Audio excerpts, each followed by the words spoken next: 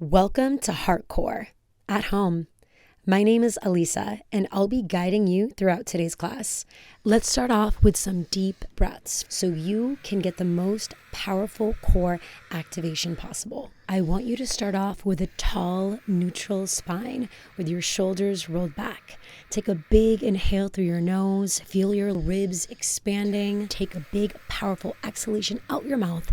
Squeeze your ribs in. Keep it going. Big inhale through your nose, ribs expanding. Big exhale out through the mouth. Keep that breathing going. So now that you know the breathing pattern, I want you to continue doing this throughout the entire class. All right, Heartbreaker, we're gonna get started.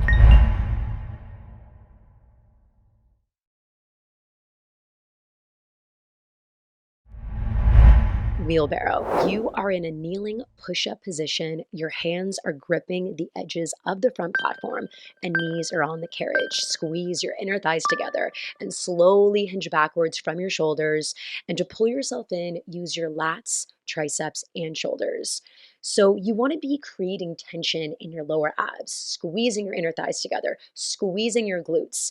And you're going to be creating that tension with also the help of your breathing. So take a big inhale through your nose, feel your ribs expanding, then open up your mouth and take a big, powerful exhalation out through your mouth. And at the same time, pull your belly button into the spine and squeeze your pelvic floor muscles. So you want to think about here not having a dip in that lower back. So when there's a dip in the lower back, it's a sign that the lower core is disengaged. So think about tucking that tailbone in and really feeling the tension in your lower abs here. And also relaxing your facial muscles, relaxing your upper traps, and keeping that tension in your upper body and your lower abs. Plank holds. So dropping your forearms on the front platform, toes on the carriage. You want to have your shoulders stacked right on top of the elbows here.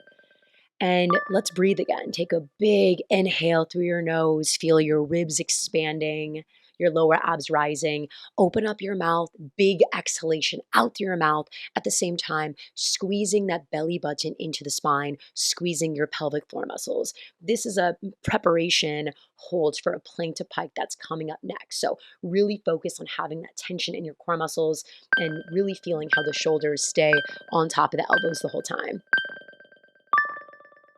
Next exercise we're prepping for is plank to pike. So we're going to think about keeping that spine neutral with the shoulders stacked on top of the palms.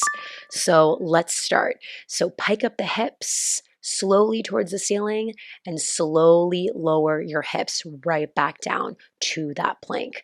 Make sure that your neck is following what your spine is doing as well. So I'm also stabilizing with my lats, stabilizing with my shoulders, feeling my triceps activating. And I really want to be leading the movement with my breathing. So taking a big inhale through the nose, piking up my hips, big exhale out through your mouth, squeezing your abs in. And if this is too intense, just drop down to the knees and do the same exercise on the knees. Just remember that you will be building strength every single class that you take.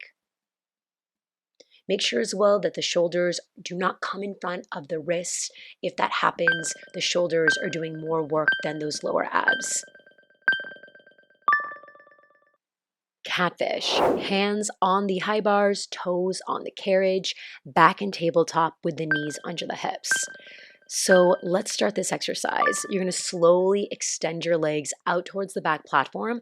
Then your lower abs are going to pull your knees in towards that front platform. Upper body is completely stable and your neck is in alignment with your spine.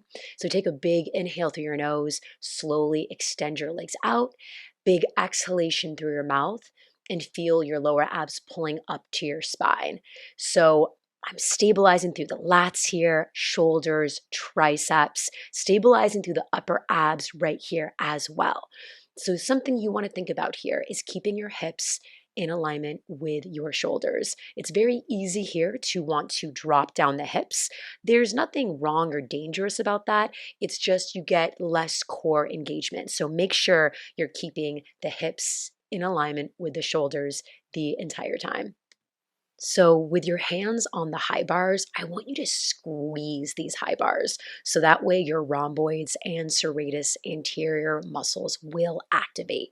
All the while, I want to keep my upper traps relaxed and my facial muscles relaxed as well. So, maintaining that tension in the upper body, maintaining that tension in the upper abs and the lower abs and the inner thighs as well. Keep that breathing going too. Big inhale. Big exhale, squeeze those abs. Next movement is teaser. Hands still on those high bars, left foot crossed in front of the right, and keep a neutral spine here. So for the movement, you will start to slowly drop that left hip towards the floor. Then you're going to be pulling the carriage in by driving those heels in. So you're utilizing that left oblique, but both obliques are actually working here, and that deep core is working as well. So also think about really, again, breaking those high bars with your palms, also pulling the elbows in towards the side of the rib cage so that your lats will activate. If you stick your elbows out here, it's gonna be in your neck and not in your lats. And we really wanna build those postural muscles. We wanna build those strong back muscles for your everyday life. So also you can have really beautiful upright posture. So keep getting into that breathing flow to get the deepest core activation possible. Big inhale through your nose. Open up your mouth. Exhale, pull those abs in. So nonstop breathing. Other side teaser. So simply cross your right foot in front of your left and still squeeze those high bars to activate your lats. So big inhale as you slowly lower the right hip towards the floor and you're driving your heels in towards the front platform. So once you drop your hips, you're going to stop once from the crown of your head to your heels. You're creating a diagonal line with your body. Don't go below that diagonal line. And really make sure that you're squeezing those inner thighs together to help keep that core engaged. And really make sure, check your shoulders, make sure that you are not sagging in your left shoulder joint here. You want to make sure that the left and right shoulder are staying in alignment with each other the entire time. So constantly checking those shoulders. So we're about to be getting into our first lower body exercise. So do not forget this sensation of feeling your abs really pulling in, because you want to be recreating that sensation once you get in the lower body exercise. That's coming next. Floor lunge next. Left foot at the side of the micro, right toe on the carriage, feet hip distance apart. So in this lunge, you want to think about a couple words. So you're bending the forward knee, you're extending your back leg. You're going to pause once you're at 90 degrees.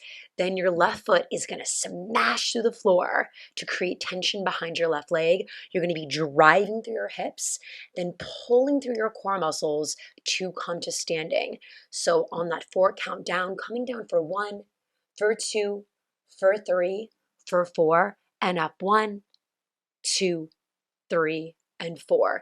You want to be creating tension in that left side of your posterior chain, which is that left calf, that left hamstring, that left glute. You want to feel your lat muscles engaging. You want to be squeezing your shoulder blades together.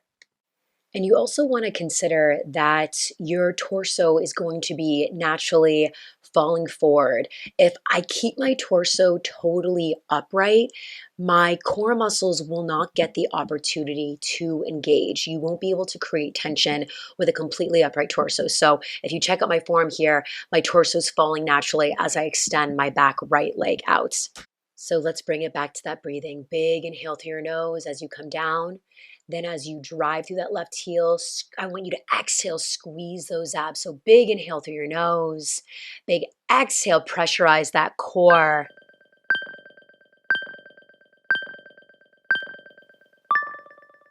So stop right at the top of your stride, pulling your hips back 2 inches. This is our high angle hold that will lead to carriage kicks. So dig that left heel in, and now you will start to slowly extend your right leg out. And then you want to think about pulling your abs in and pulling, so your lower abs will pull that right knee at the same time. So lead with your breath. Big inhale through your nose, extend out your right leg. Big exhale out through your mouth.